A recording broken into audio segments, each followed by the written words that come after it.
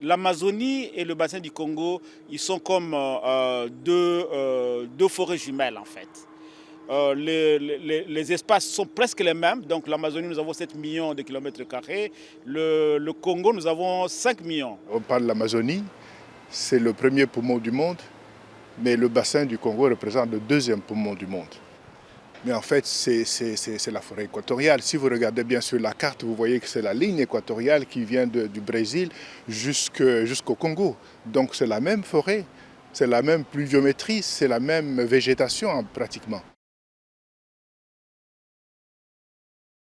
Ici au Synode, nous avons parlé beaucoup de la violence qui est faite sur les peuples indigènes en Amérique latine.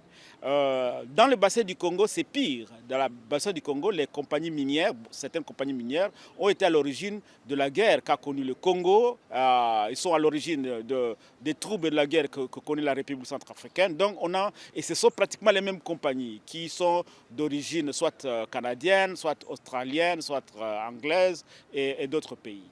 Nous avons de défis importants aussi par rapport à la question de grands barrages, des barrages hydroélectriques qu'on essaie de créer un peu partout, mais qui ont le danger, quand ils débordent, de pouvoir détruire tout l'environnement autour d'eux et donc d'obliger les populations à pouvoir se déplacer. Nous avons enfin le grand défi des grandes compagnies d'exploitation de bois qui détruisent l'écosystème et qui déplacent les populations locales en Amazonie comme dans le bassin du Congo. C'est vrai que nous avons des peuples indigènes nous-mêmes, mais ils ne sont pas aussi marginalisés ou bien en situation de disparition comme on le voit dans l'Amérique latine. Par contre, si vous regardez les populations qui vivent de la forêt, il n'y a pas commune mesure. En Amérique latine, on parle de 30 millions d'habitants. Dans le bassin du Congo, nous parlons de 136 millions d'habitants. Et donc, quand les grandes villes comme Kinshasa, comme Douala, comme Yaoundé, comme Bangui, l'économie de base, c'est l'économie qui est basée sur l'exploitation forestière, sur les produits ligneux qui viennent de la forêt.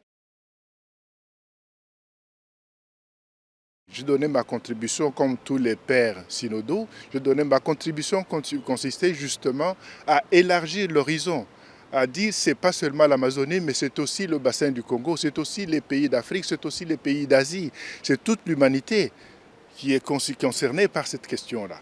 Donc il faut aborder la question dans sa globalité et la vision de Laudato aussi va justement dans ce sens-là. Le synode a concentré beaucoup d'attention sur l'Amazonie. Et je pense qu'on n'a pas fait justice au bassin du Congo. C'est-à-dire qu'il faut vous rendre compte que dans l'environnement mondial, pour lutter contre le changement climatique, on ne peut pas traiter d'un biome en oubliant un autre. Ça serait extrêmement grave pour l'humanité. Et si la forêt de l'Amazonie est détruite, comme ça se passe aujourd'hui, elle aura un impact de déséquilibre énorme au niveau mondial. Et la forêt du bassin du Congo pourrait être la seule à porter le poids de l'humanité. Le synode, nous espérons qu'il va pouvoir demander à l'Église de faire de l'écologie intégrale un programme pastoral prioritaire pour l'Église africaine.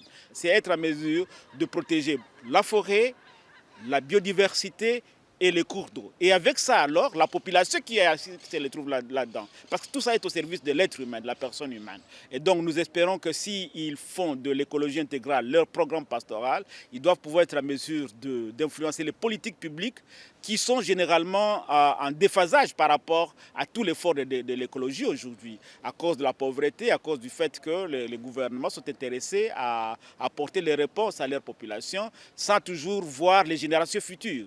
Et donc nous essayons d'attirer l'attention en disant que nous ne sommes pas les derniers à vivre sur cette planète, nous ne sommes pas les derniers à vivre dans cet environnement ici, et nous devons faire en sorte que nous puissions vivre décemment, mais en garantissant le futur aux futures générations.